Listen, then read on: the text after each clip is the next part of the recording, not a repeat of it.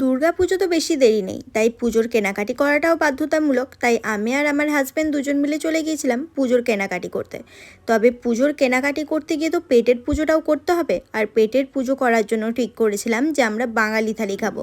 তাই বাঙালি থালি খাওয়ার জন্য চলে গিয়েছিলাম আমরা পূর্বা ফুডসে। এখানে কিন্তু ভেজ থালি পাওয়া যাচ্ছে একদম 99 থেকে। তবে তোমরা যদি বাইরের জায়গার সাথে কম্পেয়ার করো পূর্বা ফুডসের, তাহলে একটু বলবো যে তোমরা বোকামি করবে। কারণ এখানে এসিতে বসে তোমরা বাঙালি খাবার খেতে পারবে, তো সেটা তো একটু কস্টলি হবেই, তাই না? আমার কাছে যদিও কস্টলি মনে হয়নি, তোমাদের যদি মনে হয় তো সেই জন্য বলে রাখলাম। আর ইনি হচ্ছেন আমার পতিদেব, যে তো নর্মালি হাই করতে কখনোই জানে না, তার কাছে সব কিছুই ইউনিক। তাই ইউনিক ইউনিক ব্যাপার স্যাপার তার কাছে তোমরা আমার ভিডিওতে দেখতেই পাবে। এই দেখো, এইদিকে গল্প করতে করতে তো আমাদের খাবারও চলে এসেছে। আমরা ফিশ থালি অর্ডার করেছিলাম। তো চলো কি কি আছে বলে দিই। ভাত, লাউয়ের তরকারি, পনিরের তরকারি, মুগের ডাল, পাঁপড় ভাজা, গরম গরম বেগুনি, লেবু, আমড়ার চাটনি, আর এত বড় একটা সাইজের মাছ দিয়েছিল। আর এই থালিটার প্রাইস ছিল 179। তোমরা যদি ভেজ থালি নিতে চাও তাহলে হয়তো এখানে যে ভেজের আইটেমগুলো দিয়েছে এগুলোই হয়তো থাকতো। আমি যদিও জানি না যে এগুলো থাকতো না এর সাথে আরও কিছু কম থাকতো বা আরও কিছু এক্সট্রা অ্যাড হতো কি না। আমরা যেহেতু ফিশ থালি নিয়েছি তাই আমাদের থালিতে যেগুলো দিয়েছে সেগুলো তোমাদেরকে বললাম। আর বেগুনিটা কিন্তু একদম গরম গরম ছিল আর বেশ ভালো খেতে ছিল। তবে প্রত্যেকটা খাবারেরই কীরকম কোয়ালিটি ছিল আমি তোমাদেরকে অবশ্যই জানাচ্ছি, আস্তে আস্তে সবুর করো একটু। ভাতের যে চালটা ছিল সেটাও কিন্তু যথেষ্ট ভালো ছিল। তো প্রথমেই আমি একটু ভাত আর তার মধ্যে কিছুটা লেবু চেপে নিচ্ছি, কারণ বাঙালি মানে তো ভাতের সাথে লেবু চেপে ডাল দিয়ে খাওয়ার মজাই আলাদা। যদিও আমি মুগের ডাল খেতে খুব একটা পছন্দ করি না বা প্রেফার করি না, তবে সেদিনকে আমি মুগের ডাল খেয়েছিলাম।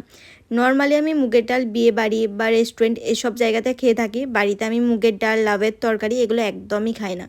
তাই বেশি করে আর ডালটা খাচ্ছি না, অল্পই খাচ্ছি। তবে হ্যাঁ, ডালটা কিন্তু খেতে বেশ ভালো ছিল। আর ডাল দিয়ে ভাত সাথে একটু করে বেগুনি বা একটু করে পাঁপড় ভাজা দিয়ে খাওয়ার মজাই আলাদা। সেটা হয়তো তোমরাও ফিল করতে পারছো, কারণ আমার মতো তো তোমরাও বাঙালি, তাই না? ডাল দিয়ে তো ভাত খাওয়া হয়েই গেছে, এবার দেখা যায় যে মাছের কারিটা কীরকম বানিয়েছে।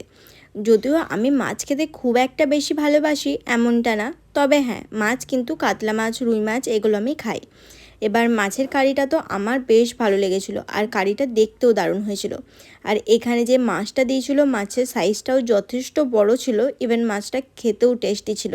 এমনটা না যে আমাদেরকে বাসি মাছ দিয়েছে, একদম মাছটা ফ্রেশ আর যথেষ্ট টেস্টি, আগেই বলেছি তোমাদেরকে।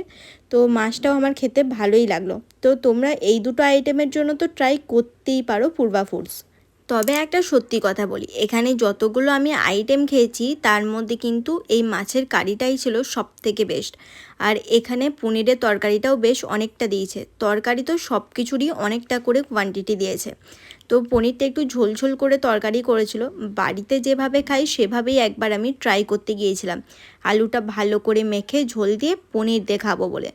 আর পনিরটা তবে আমি একটু বেশি অফেন্ডেড হয়েছিলাম যে পনিরটা খুব পাতলা একটা স্লাইস ছিল, আর একটু মোটা রাখলে হয়তো ঠিক হতো।